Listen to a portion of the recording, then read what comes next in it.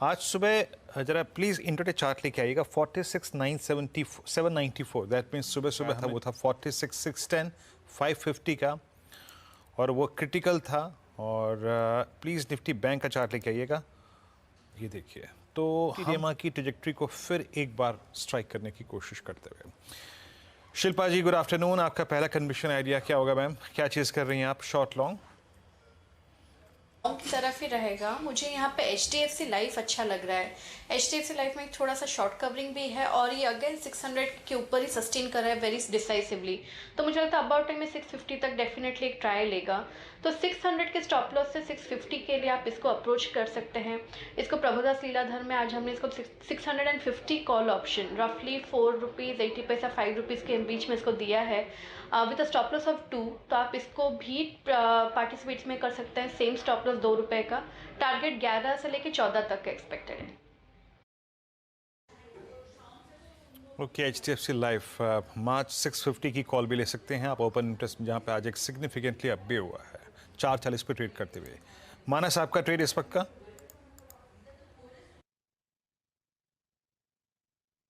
वीरेंद्र जी देखिए, गोदरेज प्रॉपर्टीज में बिकवाली करने की राय रहेगी। स्टॉक पहले से ही वीक है, लो टॉप फ्लोर बॉटम बन रहा है। कल 50 मूविंग एवरेज से नीचे गया था, आज अभी 100 मूविंग एवरेज के आसपास ट्रेड कर रहा है। पैटर्न निगेटिव है तो आप उम्मीद कर सकते हैं कि 100 मूविंग एवरेज को भी ब्रीच करेगा स्टॉक। तो करंट लेवल्स पे गोदरेज प्रॉपर्टीज में बिकवाली करने की राय रहेगी।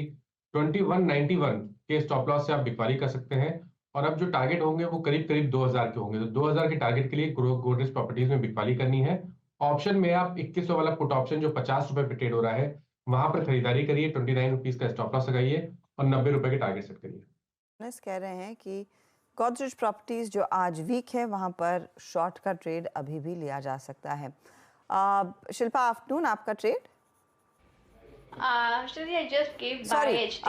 I wanted to go to Ruchit. Ruchit, afternoon आपका trade? Very good afternoon Arshada ji, very good afternoon to everyone. Short side का ट्रेड रहेगा मनप्पुरम फाइनेंस में। सो कल परसों जो लास्ट 3-4 ट्रेडिंग सेशन में हमने फॉल देखा उसमें इंपॉर्टेंट सपोर्ट्स से अभी स्टॉक के ब्रीच हुए।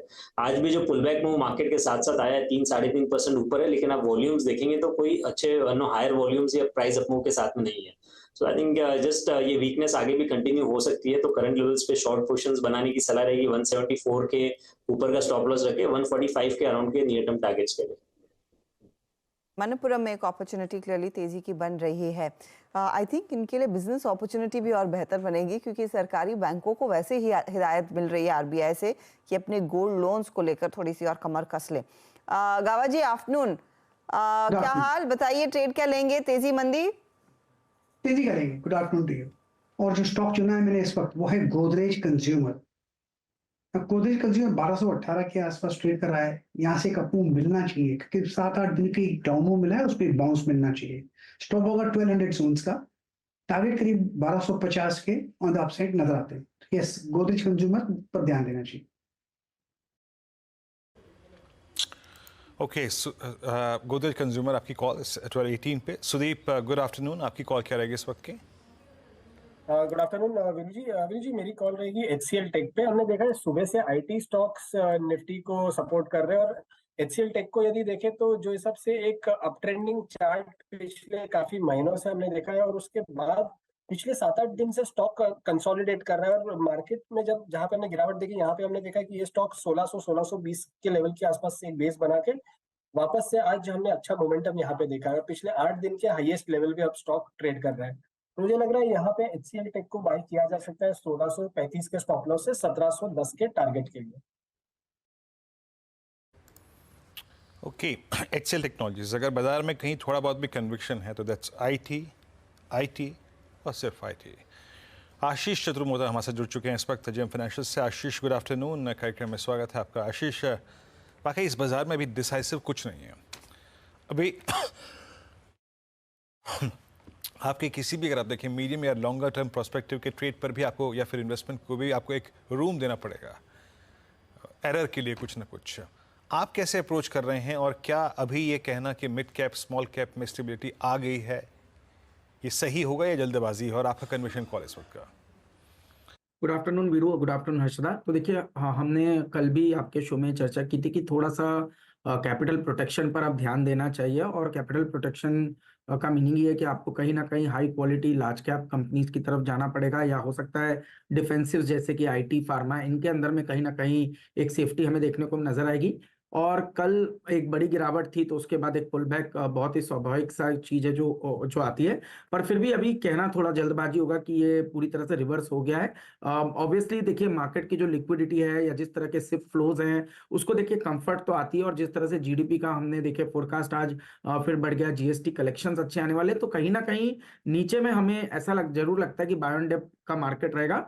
बट क्योंकि वोलेटिलिटी अब बढ़ चुकी है, मुझे लगता है थोड़ा डिफेंसिव की तरफ बढ़ना या पोजीशन लेना ठीक रहेगा, और वहां पर लार्ज कैप मुझे काफी अट्रैक्टिव नजर आते हैं। तो कल भी हमने चर्चा की थी HDFC, Maruti, Reliance, IT stocks, इनके अंदर में पोजीशन अब थोड़ा थोड़ा बिल्ड करना शुरू करना चाहिए, वहां आपको काफी रिलेटिव सेफ्टी नजर आएगी।